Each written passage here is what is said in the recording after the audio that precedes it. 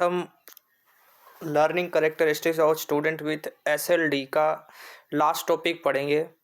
Topic का नाम है attention, perception, memory, thinking characteristics and motor perceptions. आज हम अटेंशंस के बारे में पढ़ेंगे। अटेंशन होता क्या है, कंसेप्ट क्या है और कौन कौन से ऐसे फैक्टर्स हैं जो अटेंशन को प्रभावित करते हैं। Attention is the act or the power of fixing the mind on something. Interest or awareness attract attention. ठीक है, अटेंशन क्या है? जो हमारे इंटरेस्ट और अवेयरनेस जो है वो अट्रैक्ट करती हैं अटेंशंस को, यानी ध्यान केंद्रित करने में सहायक होती हैं। Attention is the behaviour a person use to focus the senses from sight to hearing and even smell. Attention to information that is not important is distraction. यानी कि attention जो है हमारे बिहेवियर को फोकस करने में, या हमारा जो बिहेवियर वो फोकस करता है और साथ ही साथ उसका यूज़ करने में, जैसे सेंस किसी भी सेंस के ऊपर हमें फोकस करना है, जैसे साइट है, हियरिंग है या स्मेल है, ठीक है, उसमें केंद्रित करने में हमें सहायता करती है। ठीक है, कोई भी इंफॉर्मेशन गैदर कर रहे हैं तो उसमें हमें सहायक करेगी। और not important is distraction, distraction नहीं है अटेंशन, जो भी यानी केंद्रित इंफॉर्मेशन है हमारा, ठीक है, वो हमें डिस्ट्रैक्ट नहीं कर सकता है। इसके 4 प्रकार होते हैं। अटेंशन 4 टाइप्स की होती हैं, ठीक है, जो हमारे लाइफ में यूज़ होती हैं। पहला है सिलेक्टिव अटेंशन। सिलेक्टिव अटेंशन क्या होता है? द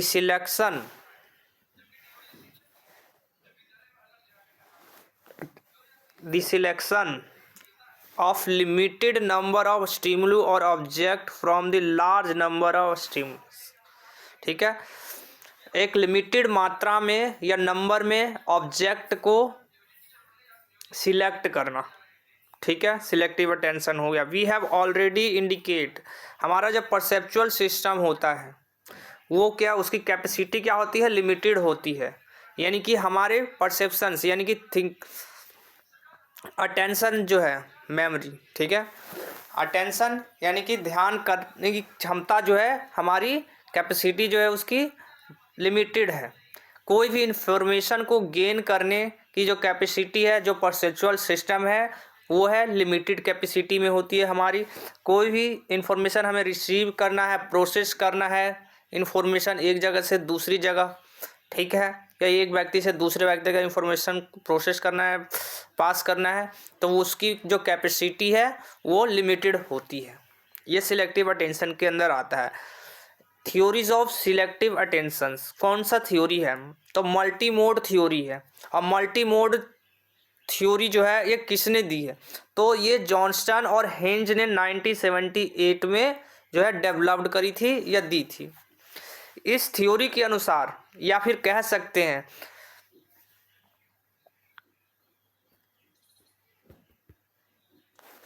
या फिर हम यह कह सकते हैं कि जॉनसन और हेंज ने बताया कि अटेंशन जो है एक फ्लेक्सिबल सिस्टम है, ठीक है, जो अलाउ करता है क्या? Selection of other stimulus at 3 stage, 3 stages में जो है सिलेक्ट करता है।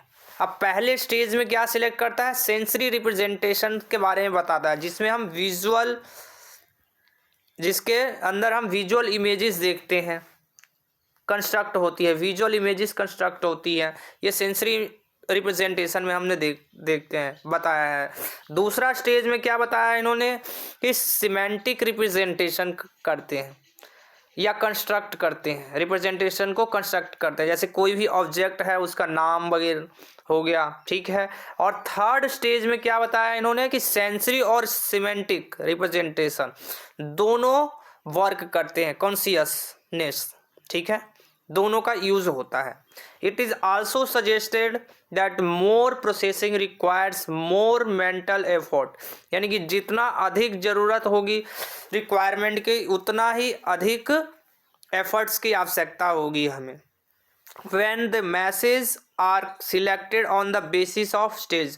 कोई भी मैसेज हम अगर सिलेक्ट करते हैं तो किस बेस पे होगा, स्टेजेस, ये जो 3 स्टेजेस बताए इन्होंने उनके बेस पर जो है सिलेक्ट होगा मैसेज और प्रोसेस होगा। Early selection, less mental effort is required then when the selection is based on the stage of 3 processing. ठीक है, इसके बेस पे जो है होता है।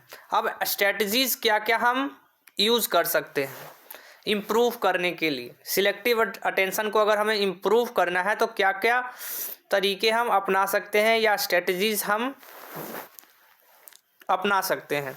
तो इम्प्रूव कर सकते हैं हम बहुत क्या क्या चीज़, कॉग्निटिव स्ट्रेटजी और एनवायरमेंटल मैनेजमेंट दोनों को इम्प्रूव करना। ठीक है, इनके टेक्निक्स को इम्प्रूव करना, जैसे प्रैक्टिस हो गया और ट्रेनिंग कैन एनहेंस। प्रैक्टिस से और ट्रेनिंग देने से क्या होगा, हमारी एबिलिटी जो है वो बढ़ेगी, एनहेंस होगी और हम फोकस कर पाएंगे, डिस्ट्रैक्ट नहीं हो पाएंगे। एक ऑब्जेक्ट के ऊपर हम फोकस कर पाएंगे, उससे हम डिस्ट्रैक्ट नहीं होंगे। एनवायरमेंटल स्ट्रेटजीज या जो एनवायरमेंटल स्ट्रेटजीज हैं उनमें क्या क्या इंक्लूड होता है, तो मिनिमाइज पोटेंशियल डिस्ट्रैक्शन, कम से कम कोशिश करें कि पोटेंशियल डिस्ट्रैक्शन जो है कम से कम हो in one's immediate surrounding, such as turning off unnecessary screens, clearing clutter from the work place and turning off background music. कोशिश करें बैकग्राउंड म्यूजिक कम करने की। ठीक है, अब दूसरा टाइप कौन सा होता है, तो डिवाइडेड अटेंशन। ठीक है, सेकंड टाइप है हमारा डिवाइडेड अटेंशन। ठीक है, इसमें क्या क्या इन्वॉल्व होता है, तो ability to handle more than one task. Divided attention क्या करता है, हैंडल करता है मोर देन वन टास्क को एट और process multiple set of stimulus, एक साथ कई सारे टास्क कर सकता है सेम टाइम पे। ठीक है, this capacity are crucial in our modern paced world where individual often juggle various task stimulus। ठीक है, अलग अलग प्रकार के टास्क जो है कर सकता है व्यक्ति, उसके अंदर कैपेसिटी इतनी होती है। True multitasking is complex cognitive feet and what is often perceived as a multitasking may be actually be rapid task switching which create illusion of stimulus activity, जो create illusion को। ठीक है, अब डिवाइडेड अटेंशन जो है इसमें इसकी capacity होती है एक से अधिक टास्क करने की। ठीक है, तो इसको जो है एनहेंस बढ़ाने के लिए हम क्या क्या स्ट्रेटजीज कर सकते हैं, तो हम इम्प्रूव कर सकते हैं training. Divided attention involves training and strategic management of task, जिसमें हम कॉग्निटिव ट्रेनिंग एक्सरसाइज प्रोवाइड करा सकते हैं जिसके माध्यम से व्यक्ति का वर्किंग मेमोरी जो है क्या वर्किंग मेमोरी एनहेंस हो सके, प्रोसेसिंग जो है स्पीड जो है उसकी इम्प्रूव हो सके ताकि वो और बेहतरीन मल्टीटास्किंग परफॉर्मेंस दे सके। Practically it is also helpful to prioritise task and minimise distraction. इसके प्रैक्टिकली अगर हम देखें तो ये बहुत ही हेल्पफुल होगा प्रायोरिटी में, टास्क को प्रायोरिटाइज करने में और डिस्ट्रैक्शन को मिनिमाइज करने में हेल्पफुल होगा, और साथ ही साथ ये एक कंडक्टिव या कंडक्टिव एनवायरनमेंट क्रिएट करेगा जिसके माध्यम से व्यक्ति फोकस कर पाएगा वर्क पे या टास्क पे। Learning to recognise the limit of one's capacity and divide attention can be aid a manage task more efficiently. ठीक है, थर्ड इसका टाइप है सस्टेन अटेंशन। सस्टेन अटेंशन में क्या होता है, व्हेन सिलेक्टेड या selective attention is mainly concern with selection of stimulus.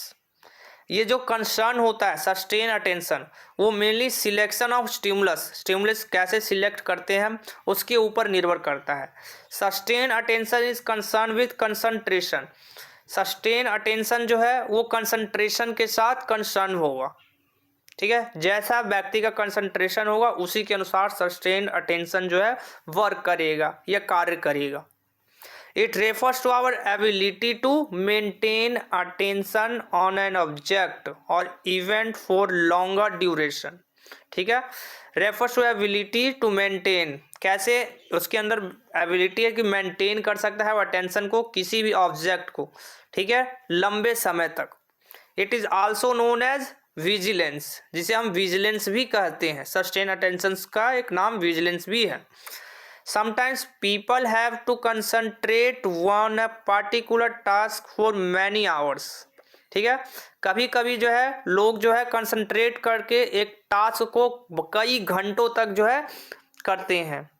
Air traffic controllers and radar readers providers for good या with good examples of this phenomena. Air traffic controllers और radar readers जो है ये sustained attention का एक बेहतरीन उदाहरण हो सकते हैं या हैं, कह सकते हैं। They have to constantly watch and monitor signals on screens, ये हमेशा जो है कंटिन्यूसली जो है देखते रहते हैं, मॉनिटर करते रहते हैं सिग्नल्स को स्क्रीन्स के ऊपर। ठीक है, and the occurrence of signals in such situation is usually unpredictable and errors in detecting signals may be fatal. Hence a great deal with vigilance is required in those situations. यानी ध्यान concentration जो है और बेहतरीन करने के लिए। अब इसको बढ़ावा देने के लिए स्ट्रेटजीज क्या, एनहेंस कैसे करें हम सस्टेन अटेंशन को। ठीक है, तो इसमें भी है बहुत इन्वायरमेंटल एडजस्टमेंट करना पड़ेगा, हमें पर्सनल स्ट्रेटजीज यूज़ करने पड़ेंगी, साथ ही साथ डिस्ट्रैक्शन को रिड्यूस करना पड़ेगा एनवायरनमेंट से, एंड टेकिंग रेगुलर ब्रेक्स। ठीक है, रेगुलर ब्रेक्स हर टास्क के बाद, and segmenting works into shorter periods can help maintain focus, जिसके माध्यम से हम रेगुलर ब्रेक ले कर सकते हैं। अगर कोई कार्य कर रहे हैं तो हमें बीच बीच में ब्रेक लेना है। ठीक है, उससे क्या होगा, हमारा सस्टेन अटेंशन जो है बढ़ेगा। ठीक है, अगर हम किसी कार्य को कर रहे हैं तो उसको शॉर्ट पीरियड के से कुछ समय के लिए हम हट सकते हैं। ठीक है, या फिर अगर हम मान लीजिए लगातार 10 घंटे काम करेंगे तो उसमें क्या है, हमारा फोकस जो है उतना बेहतरीन नहीं हो पाएगा, जिसमें हम 10 घंटे में अगर हम 10 बार शॉर्ट पीरियड के लिए अगर हम 10 मिनट के लिए अगर हम ब्रेक लेते हैं तो अब क्या होगा, हमारा फोकस जो है और बेहतरीन बढ़ेगा। Additionally practices such as mindfulness meditation have been shown to improve concentration and overall attentional control. Okay, then last हमारा है एग्जीक्यूटिव अटेंशन। एग्जीक्यूटिव अटेंशन को हम अल्टरनेटिव अटेंशन के नाम से भी जानते हैं या सिलेक्टिव अटेंशन के नाम। is a type of attention that allow people to shift focus between tasks that demand different cognitive resources. This capacity for flexibility is valuable when navigating tasks with diverse requirement. अलग अलग requirements होंगी, facilitating easy transitions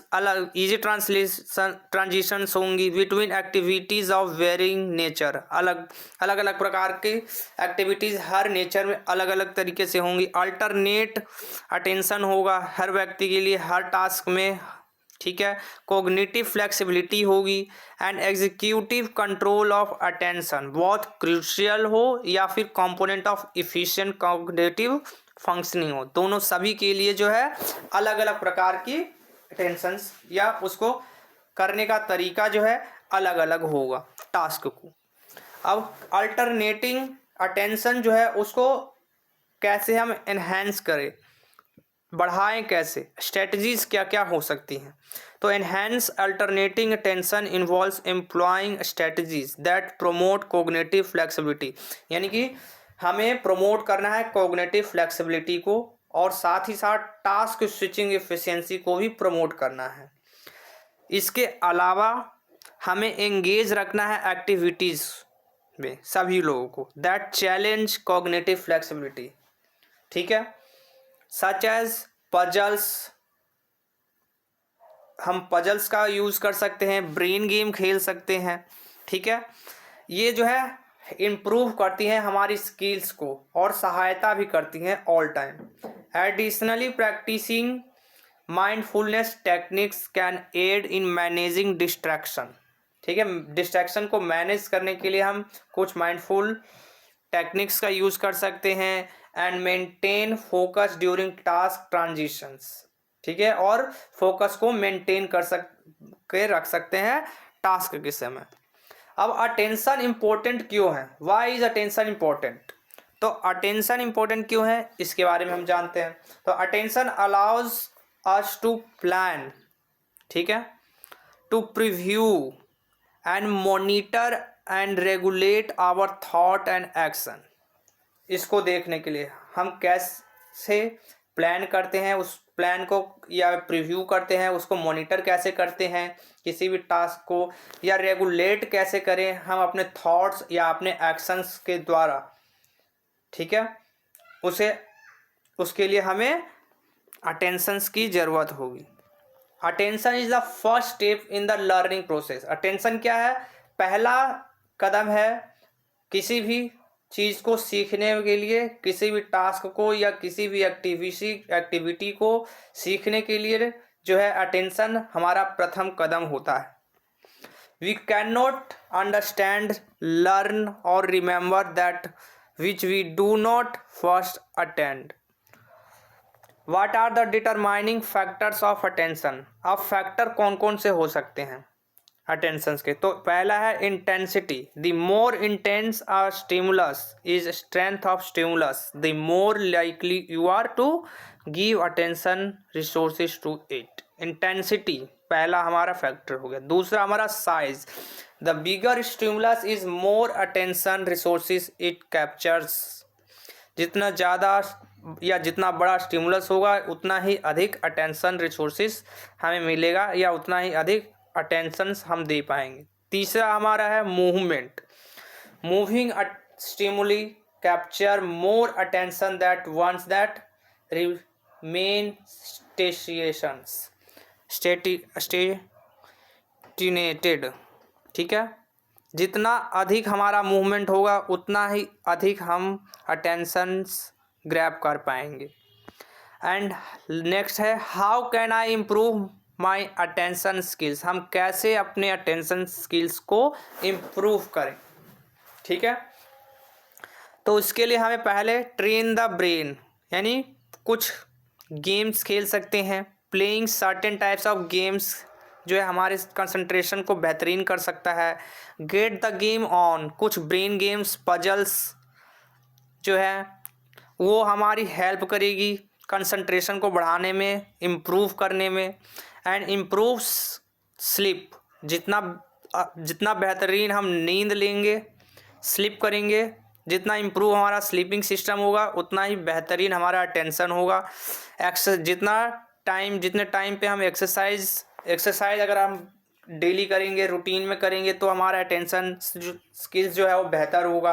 साथ ही साथ nature के साथ हम जितना time spend करेंगे उससे भी हमारा अटेंशन क्या होगा, बढ़ेगा। साथ ही साथ मेडिटेशंस हमें ट्राई करना चाहिए।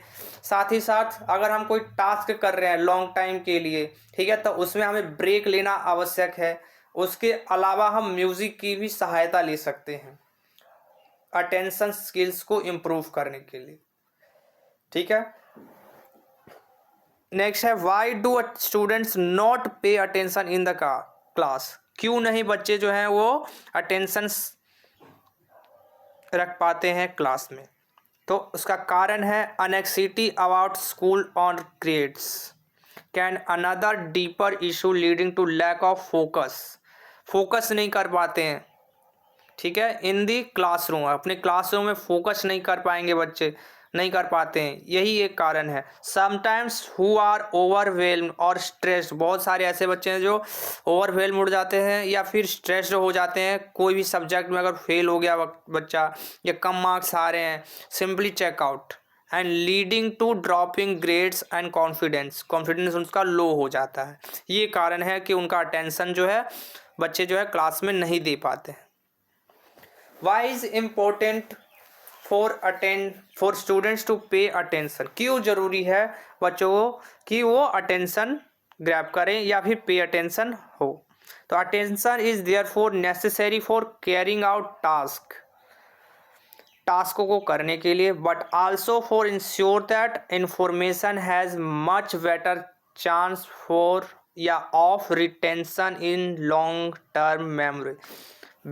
ताकि बच्चा जो है कोई भी इंफॉर्मेशन गैदर कर रहा है या लर्न कर रहा है वो बेहतरीन तरीके से कर पाए, क्योंकि जितना बेहतरीन बच्चे का अटेंशन होगा, ठीक है, जितना अटेंटिव होगा वो क्लासरूम में, उतना बेहतरीन तरीके से वो इन्फॉर्मेशन को गैदर कर पाएगा और उतना ही बेहतरीन है या बेटर उसका रिटेंशन होगा और साथ ही साथ उसको चांस मिलेगा, लॉन्ग टर्म मेमोरी उसका बेहतरीन होगा, इन्फॉर्मेशन लंबे समय तक जो है वो गैदर करके रख पाएगा, डाटा इकट्ठा करके रख पाएगा। Information that is not fully attend to is not processed deeply and is likely to be forget very quickly। अगर लॉन्ग टर्म मेमोरी में बच्चा नहीं कर पा रहा है, अगर इंफॉर्मेशन गैदर नहीं कर पाया तो वो बहुत ही जल्दी जो है उसे भूल जाएगा। ठीक है, अब हम अटेंशंस को कैसे सिक्योर करें, सुरक्षित कैसे रखें।